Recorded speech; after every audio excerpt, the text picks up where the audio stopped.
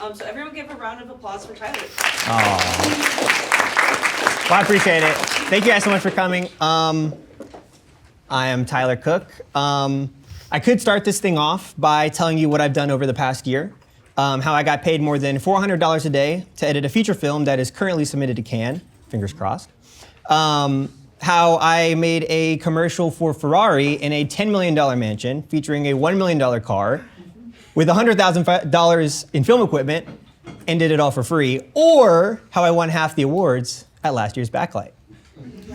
But y'all aren't sitting in these chairs to hear about all the cool stuff that I've done. Y'all are here to hear what I have to say to you that's gonna help you make some films. Is that right? Yeah. That's what I'm saying, okay. So, that's why I've prepared, blah, blah, blah, my 8 tips to be an amazing student filmmaker. You guys ready? Yeah, totally.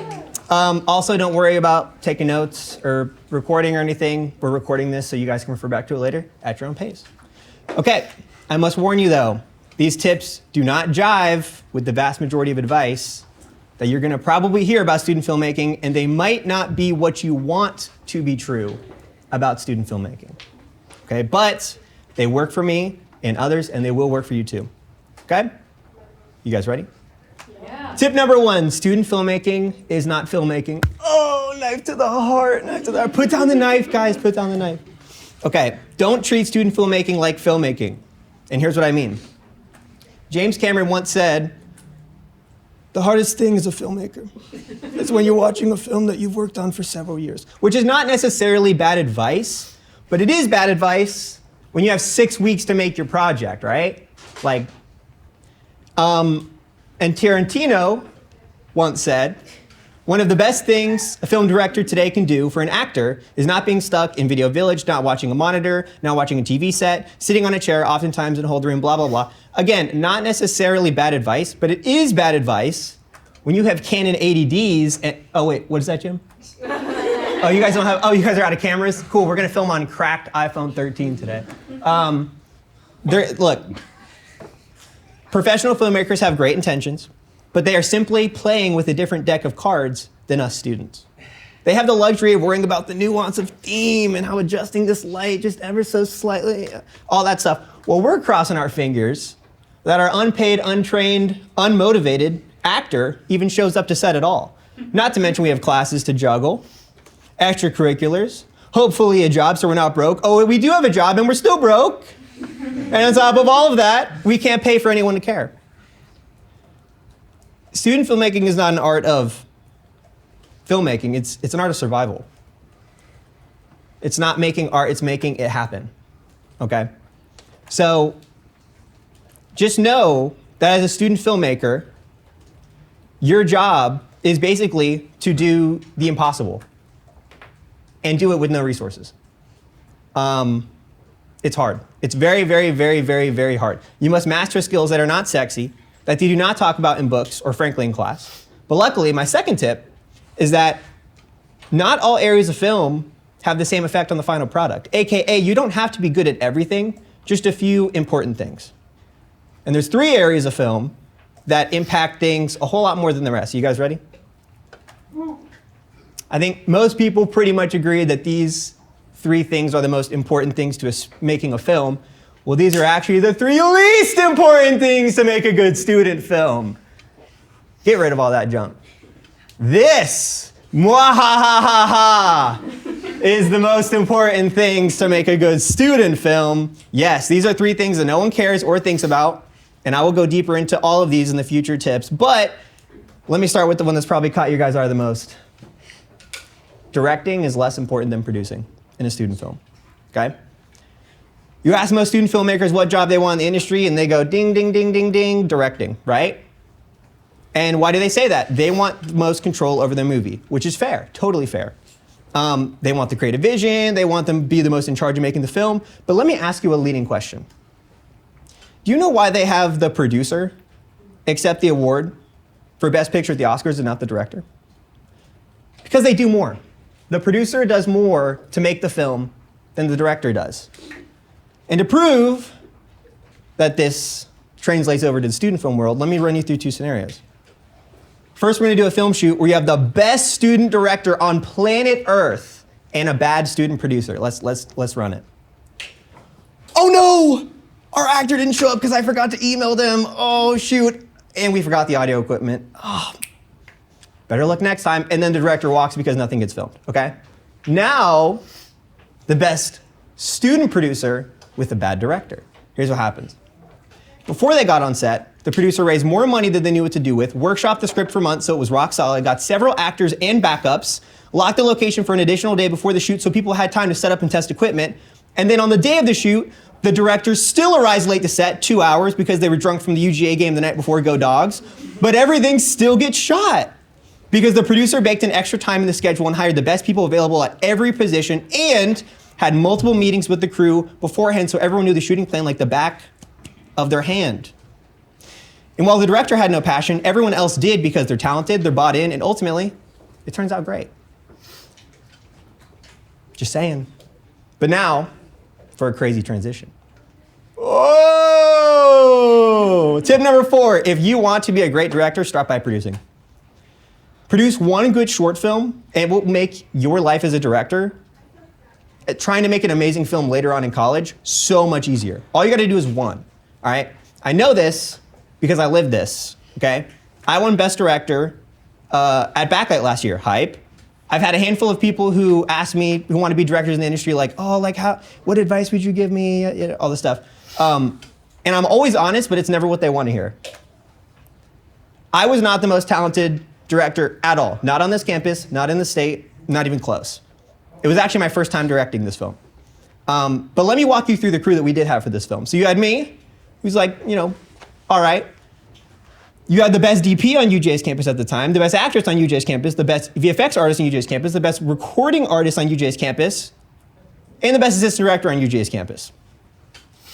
And how did I convince all of these people to do a 2-day shoot with hours of driving, the majority of the shoot outside in the hot, dry heat of a late Georgia spring, was because I had produced my own films that were good for 2 years.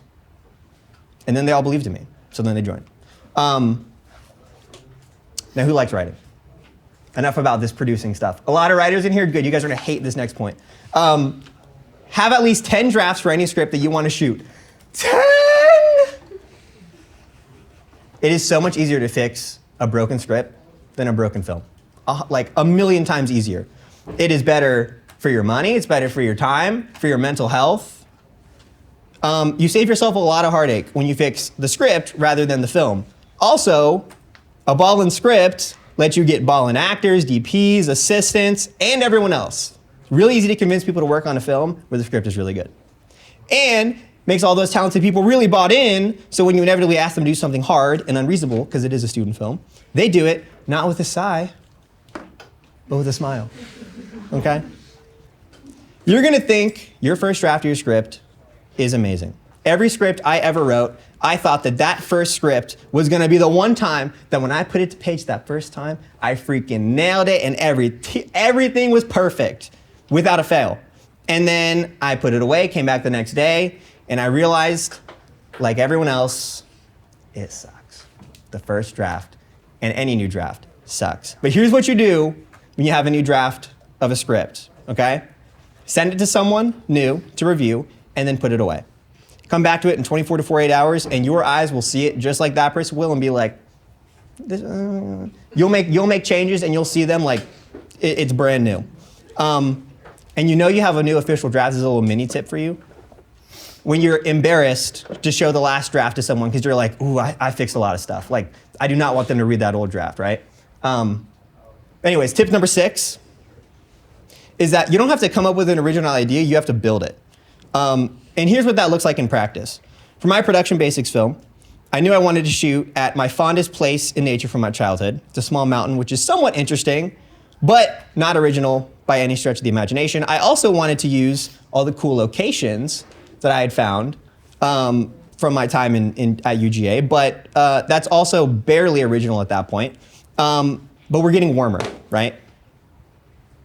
I also wanted to use like VFX, cool stuff, camera tricks. And this isn't like hot, But this is like when like, you know, you got the shower running and you got your hand like this and like the water's like getting hot, you know, and it's like cold and it's almost there and you're like, you're doing this number, you know what I mean? You feel it? It's getting close. Mountain setting, jumping to cool locations, crazy VFX. What does that sound like? Sounds like tripping balls to me, right? And then I was like, okay, well, what if they hallucinated cops were chasing them, and then they're jumping from location to location to location, and then we're seeing all this wacky stuff, but really they're still on the mountain, and. See, like, it builds and it builds and it builds. But if I had just started out by being like, dude, I want to make a film about drugs, then it would have just been every boring student film that's about drugs. So you got to build it. And also, if you don't come up with an original idea first, don't get mad at yourself because no one comes up with an original idea. Like, it takes time. Got to let it cook a little bit. Now, tip number 7, lucky number 7. Saved it because I like my mom a lot for tip number 7. People don't care about your film. They care about what you can do for them with your film. If you remember nothing else from today, I need you to remember this. If you can learn this and make this principle your guiding compass, you can get literally anything you want for your film for free. And it's really easy, honestly. So if you want someone to help you do something for your film, think about what they want and then convince them that doing your film will give them that. Here's 3 things that I was able to accomplish using this principle sophomore year as a second year, using just that one thing. I was able to get a company to give me $2,500. I convinced a bougie high school to give me the keys to their campus for a weekend. And I convinced 100 people, mainly students at UGA, to help me make it. Some of which are in this room right now. Hey. Hello. Here's how. And for $0 as well. Here's how. So, starting with the company, I chose a company that we had a connection to, where the son of their marketing people had agreed to work on the film. And then I thought to myself, what do they want? They want awareness for their product and brand, they want sales, they want money, they want to feel good about themselves, and they want it to be convenient. Then I thought, how could I provide them with some of those things? Well, if I put their product in the short film and their logo at the end, and then tell them that it'll be in film festivals and stuff like that, link their company in the description of the post on YouTube and anywhere where the film is seen to help them try to sell stuff. I could reduce their tax burden by telling them to use some of their money that they set aside for marketing to go towards this, which all companies have money set aside for marketing. And I could tell them that they wouldn't have to lift a finger to get all those benefits and that it would change my life, right? I wrote this up to a business plan, had the son pitch it, and literally had the dotted line signed that same day. And I could go into the high school, but I think it's more important to talk about how I convinced a bunch of you guys to help work on my film, because that's what you guys work with every single day. You're like, I have a film, I have a dream, and I want people to help me do it. But it's really hard. But it's not that hard. So first, let's use this principle to think about it. When I was trying to pitch this, and I used Pitch Fest because go dogs, I was like, what do I want when I work on a film? I want a great film for my reel. I want film festival awards. I want to have fun and not hate my life on set. I want to work on something legit that can stand out on my resume. I want to be on IMDb, and I want to be compensated in some way, which would be really cool. And then all I did was make a pitch that literally just showed how my film was going to do that for people. And like 90% of people at Pitch Fest came to and worked on my film. Just saying. Okay, tip number 8. Sound design, which is kind of this woo-woo thing that like, what even is? Sound design is just atmosphere plus music plus Foley plus fun, okay? That's all it is. So, and instead of taking too much time, because how much time do I have? You got 2 minutes, but you can go. I got 2 minutes? Well, I'm actually gonna do this in 2 minutes.